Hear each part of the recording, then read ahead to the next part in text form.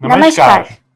हमारे देश के जागरूक किसान को खेती के नए पहलुओं से अवगत कराने और समस्याओं के सटीक निवारण हेतु आज मैं डॉक्टर शालिनी गौड़ रुद्रा, वरिष्ठ वैज्ञानिक खाद्य विज्ञान एवं फसलोत्तर प्रौद्योगिकी संभाग, एवं मैं डॉक्टर विशाल सोमवंशी, प्रधान वैज्ञानिक सूत्रकृमि विज्ञान संभाग, पूसा संस्थान की ओर से सभी दर्शकों का हार्दिक स्वागत करते हैं।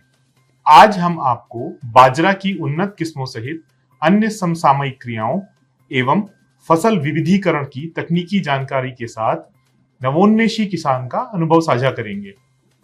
पूसा समाचार के माध्यम से विभिन्न प्रदेशों से किसान भाई लगातार अपनी समस्याएं हमारे व्हाट्सएप नंबर 9560297502 पर भेज रहे हैं, जिसका समाधान हम पूसा व्हाट्सएप सलाह सेगमेंट में आपसे साझा करेंगे और अंत में होगी मौसम की खबर। आगे बढ़ने से पहले आप सभी से अनुरोध है कि हमारे संस्थान के चैनल को आप जरूर सब्सक्राइब करें और बेल आइकन दबाना न भूलें, ताकि हमारे YouTube चैनल पर अपलोड किए गए सभी वीडियोस की नोटिफिकेशंस आप तक जरूर पहुंचें। खरीफ फसलों में बाजरा एक महत्वपूर्ण फसल है। बाजरा में पोषक तत्वों की भरपूर मात्रा होती है। साथ ही किसान भाई कम वर्षा वाले क्षेत्रों में भी इस फसल की अच्छी उपज ले सकते हैं। बाजरा की उन्नत किस्मों सहित अन्य समसामयिक क्रियाओं की विस्तृत जानकारी दे रहे हैं पूसा संस्थान के विशेषज्ञ डॉक्टर सुमेरपाल सिंह जी। बाजरे को उगाने के अनुसार हमने 3 भागों में भारत में बांटा गया है। इसमें एक A1 जोन है, जहाँ पे एनुअल जो रेनफॉल है वो 400 मिलीमीटर से कम होती है, और 3 राज्य इसमें आते हैं, राजस्थान, गुजरात एंड हरियाणा। और एक ए जोन है जिसमें 7 राज्य आते हैं। इनमें राजस्थान, गुजरात, हरियाणा, पंजाब, दिल्ली, उत्तर प्रदेश, मध्य प्रदेश। और इन राज्यों में जो एनुअल रेनफॉल है वो 400 मिलीमीटर से अधिक होती है। और तीसरा हमारा जोन है जिसे हम बी जोन बोलते हैं। इसमें महाराष्ट्र, तेलंगाना, आंध्र प्रदेश, कर्नाटका एवं तमिलनाडु आते हैं, और इन राज्यों के लिए भी अलग अलग किस्में विकसित की गई हैं। तो जोन के हिसाब से हमें किस्मों का चुनाव करना है।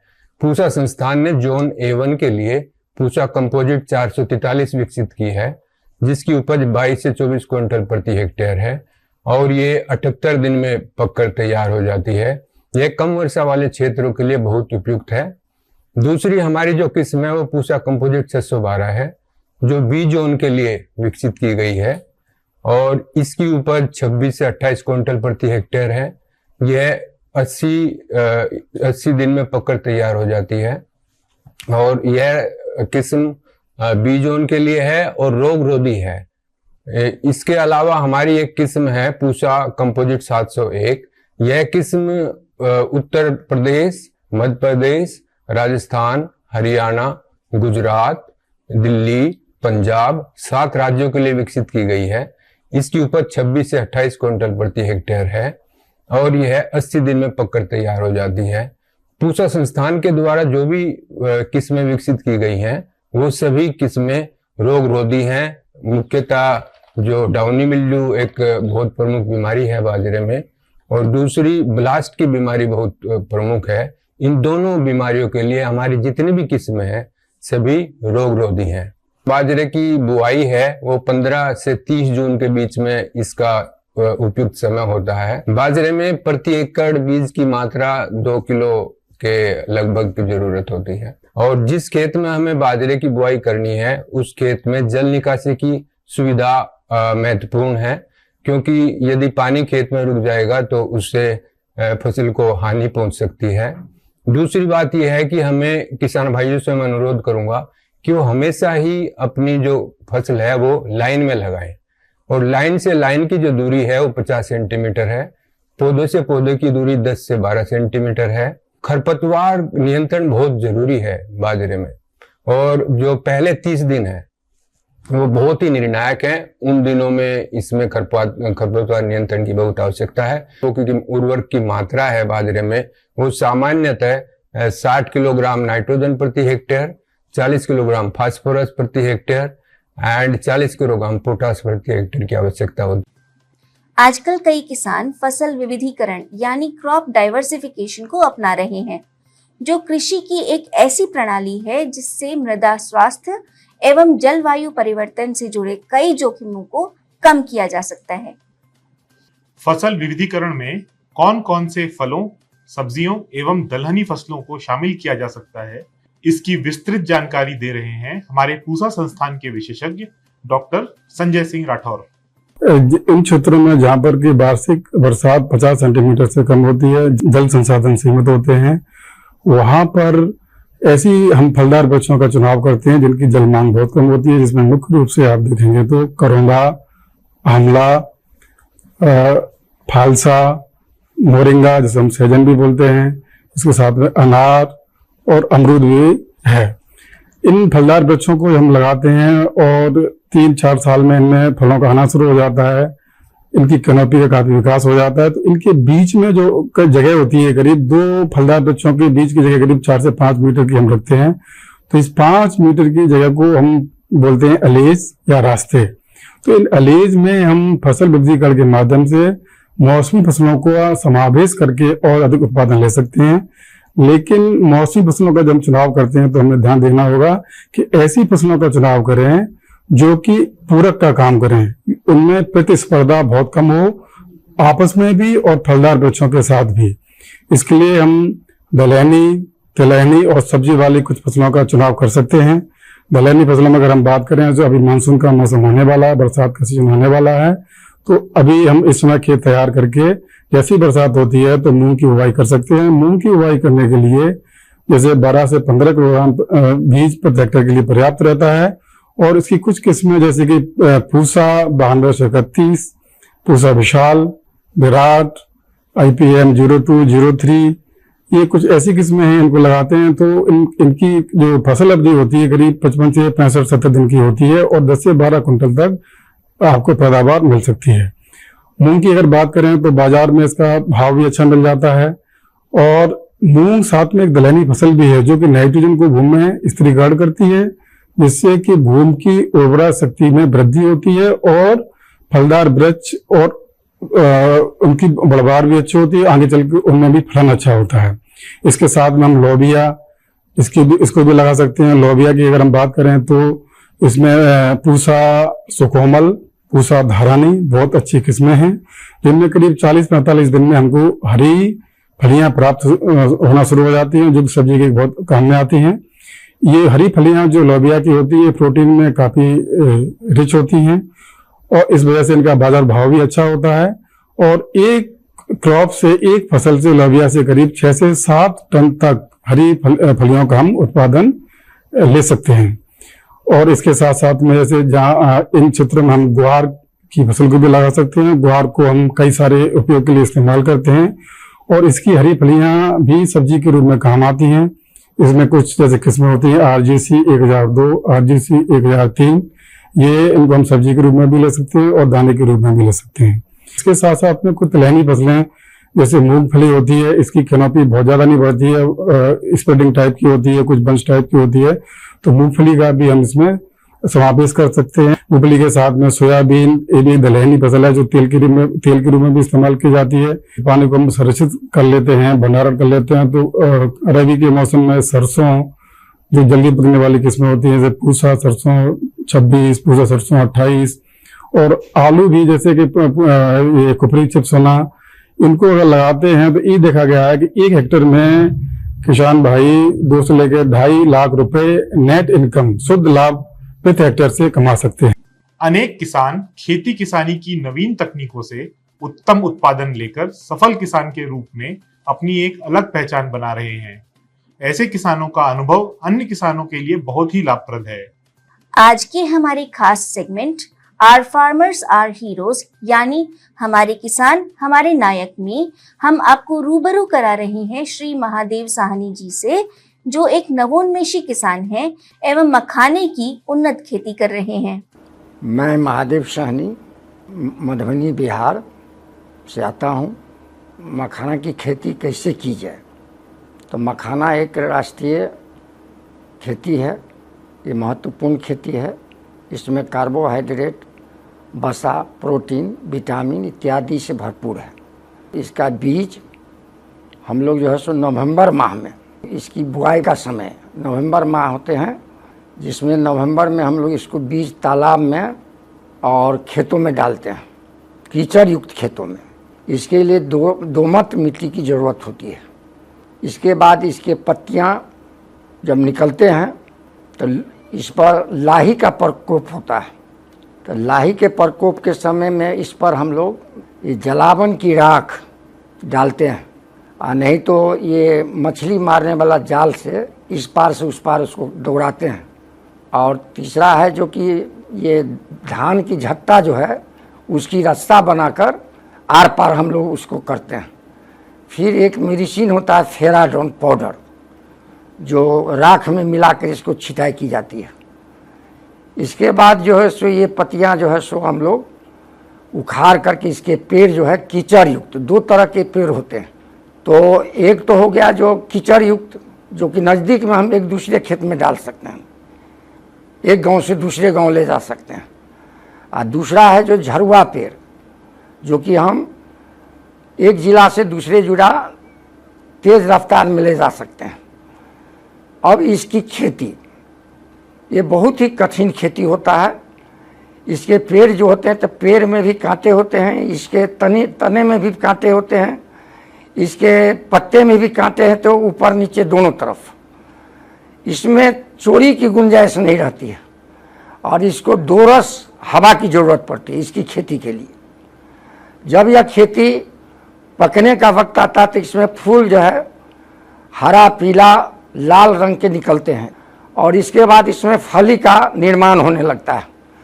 और शुरुआत में इसका फली जब जो है वो पीला और लाल रंग के भूरा रंग पर आते हैं, और इसके फली से जो है सब्जी बनाए जाते हैं। खास करके मणिपुर, नागालैंड में इसकी सब्जी की खेती होती है।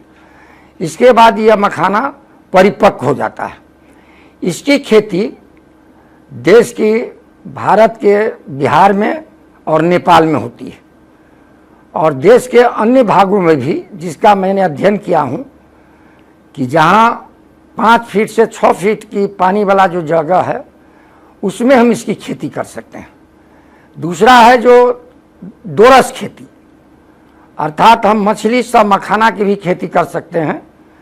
तो मखाना के खेत में बीच में हम जो है सो 1 एकड़ में हम 2 कट्ठा की खेत छोड़ देते हैं, और उसको घेरने के लिए बांस बल्ली लगा देते हैं, जो उसका पेड़ विस्तार नहीं कर सके, बाधक नहीं हो सके।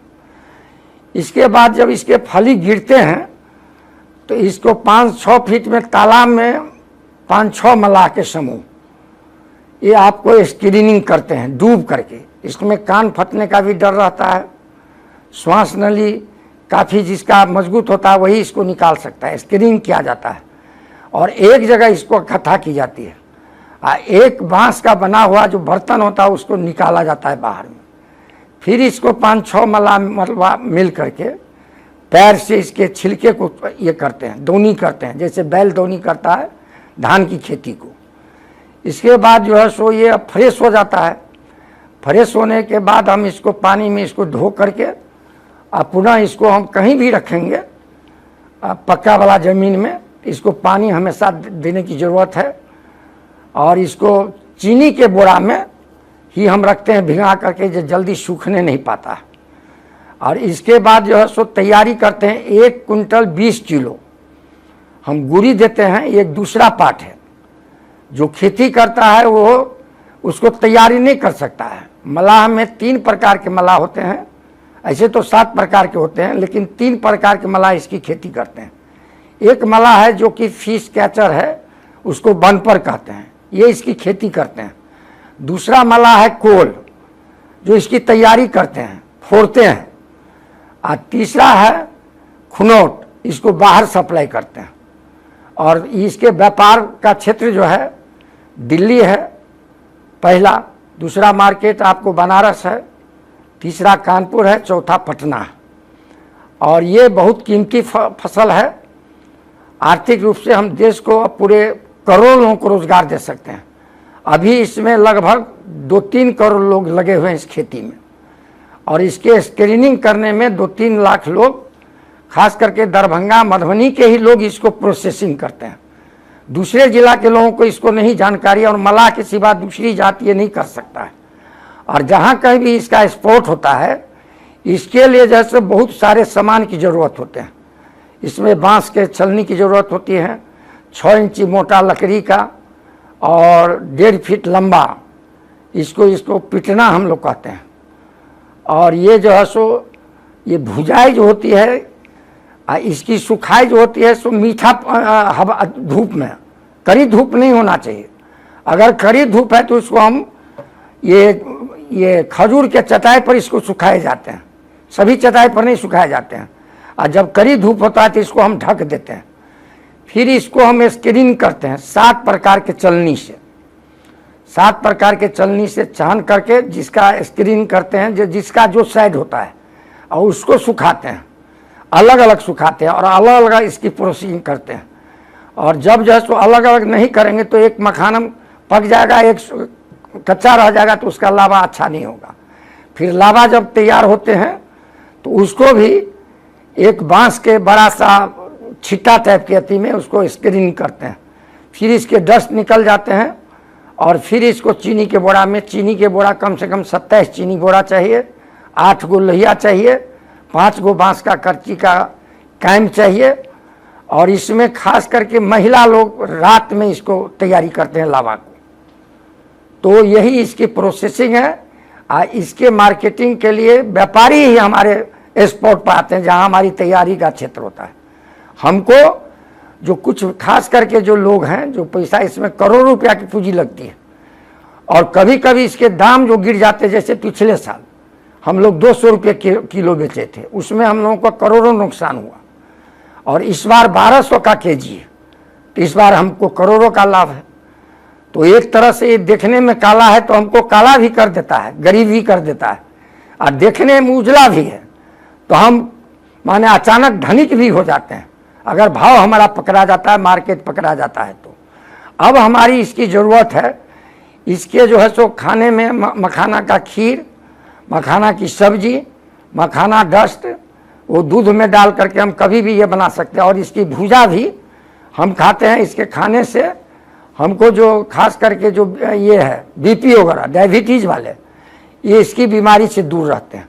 तो ये हमको प्रचार कर रहे हैं पूरे देश में, दुनिया में, और सरकार को भी कर्तव्य है जो इस पर पहल करे। और मेरे पहल से भारत सरकार के रिसर्च इंस्टीट्यूट, अभी इसका एक राष्ट्रीयकरण करा दिया गया है, जो कि दरभंगा में इसका रिसर्च इंस्टीट्यूट भी है। तो हम चाहेंगे कि पूरे देश के नौजवानों को ट्रेनिंग की एक पहल हो, जिससे आने वाले लोगों को, हम करोड़ों लोगों को इसमें रोजगार दे सकते हैं और अरबों लोगों को हम भोजन दे सकते हैं।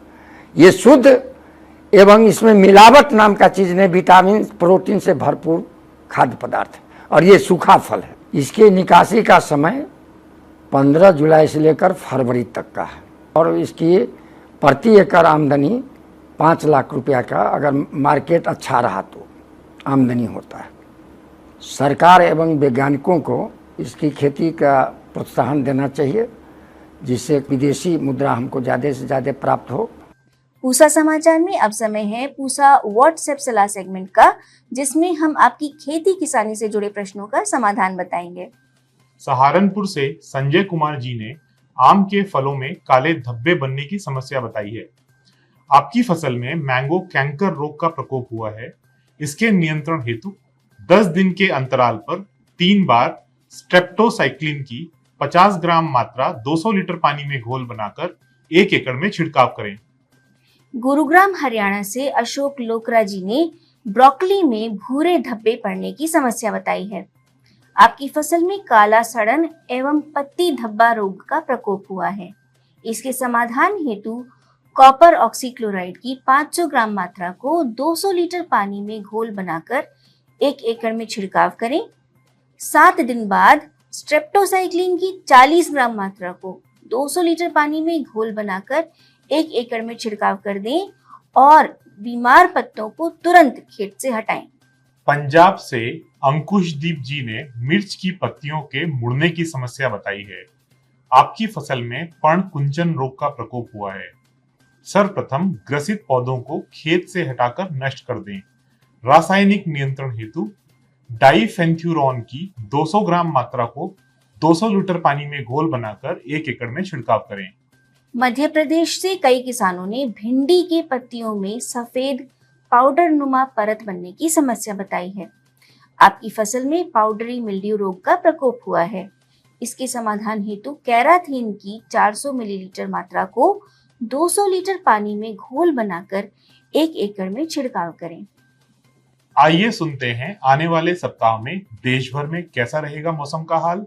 मौसम खबर में भारत मौसम विज्ञान विभाग द्वारा दिए गए मौसम पूर्वानुमान के अनुसार 29 जून से 3 जुलाई के दौरान केरल, माहे, लक्षद्वीप, तटीय कर्नाटक, विदर्भ, मराठवाड़ा, तमिलनाडु, पौंडीचेरी, कराईकल, तटीय आंध्र प्रदेश, यनम, रायलसीमा, तेलंगाना, उत्तर और दक्षिण आंतरिक कर्नाटक, छत्तीसगढ़, कोंकण, गोवा, गुजरात, मध्य महाराष्ट्र, जम्मू कश्मीर, लद्दाख, उत्तराखंड, हिमाचल प्रदेश, पंजाब, हरियाणा, चंडीगढ़, दिल्ली, पूर्वी राजस्थान, उत्तर प्रदेश, मध्य प्रदेश, पूर्वी भारत, असम, मेघालय, नागालैंड, मणिपुर, मिजोरम, त्रिपुरा में गरज और बिजली के साथ वर्षा की संभावना है। प्रिय किसान भाइयों, बहनों एवं दर्शकों, आशा करते हैं कि पूसा समाचार का यह अंक भी आपकी खेती किसानी से जुड़ी समस्याओं के समाधान में जरूर सहायक होगा।